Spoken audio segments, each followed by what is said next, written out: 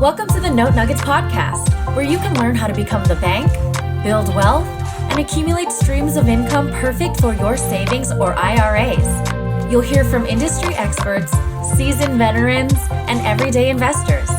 Our goal is to teach you how to invest in notes, one nugget of knowledge at a time. Here's your host, Kevin Galang. Welcome, everyone, to another episode of the Note Nuggets podcast, where you learn how to turn other people's debt into income for your savings or IRA. Successful investors don't take due diligence lightly, and for good reason. Due diligence can prevent a nightmare of a deal from ever happening, but it can also create a home run deal out of an opportunity that you thought was going to be a single. Due diligence can also help you stay on the right side of the law, which is important for note investors because improper due diligence can make the difference between losing your investment and getting hit with the lawsuit. Because of how important due diligence is, I brought on an experienced investor to talk about the due diligence don'ts investors should be avoiding. Now, before we dive into this week's Note Nugget, let's learn about our guest. Jasmine R. Wilwa is the founder and president of the Note Assistance Program, which offers a proven proprietary system for educating entrepreneurs, accredited investors, and family offices on how to buy non-performing mortgages from big banks, hedge funds, and credit unions. Ms. Wilwa's approach is informed by her more than 2 decades in the fields of economics, marketing, real estate, and work as a Wall Street investment banker. What are those most common due diligence mistakes that you've seen? Just trying to skip steps. I mean, here we have a waterfall step process of due diligence, right? And we've distilled it down to the very least things. Trust me, I've got things to do too. I live in Southern California. I've got an 11-year-old. I'm not trying to do anything extra, okay? Right. I'm past that stage in my life, trying to prove how smart I am, how crafty I am. So yeah, what I find most people do to their dismay is they will come in and just want to skip steps, right? And so, but we touched base on that already. One of the major things is just skipping step. The other thing I would say is, just getting it over your head, right? Once you get your first successful note, this can go really fast, right? You're in an industry that can move fast. Next thing, everyone wants to be your friend. Everyone wants to throw money at you. Everybody, you have inventory. So I found it very helpful to just kind of slow down, just like in life, right?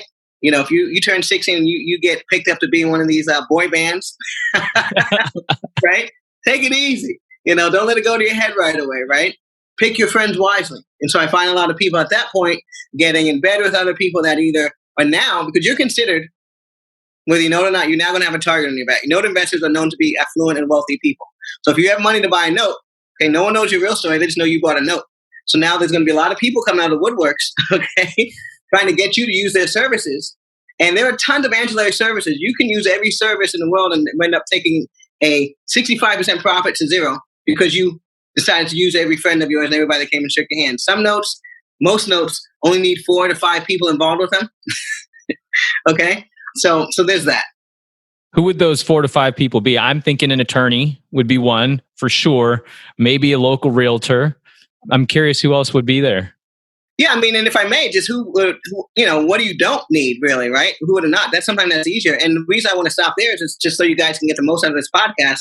When you're think about what your strategy is. When you bought that note, okay, if your goal is to take possession of the property, okay, and flip it, take possession of the property and give it to a flipper, right? Hand it over to one of those guys. Then, let's say you now are searching out vacant properties. So if you have a vacant property, at what point does the guy who comes up to you and says, "Hey man, Kevin, listen, hire my company, $200 a month. I will do skip tracing and try to find that borrower outreach. Listen, I don't want to touch the borrower. I'm trying to get off the property. So how about next time maybe?" Okay.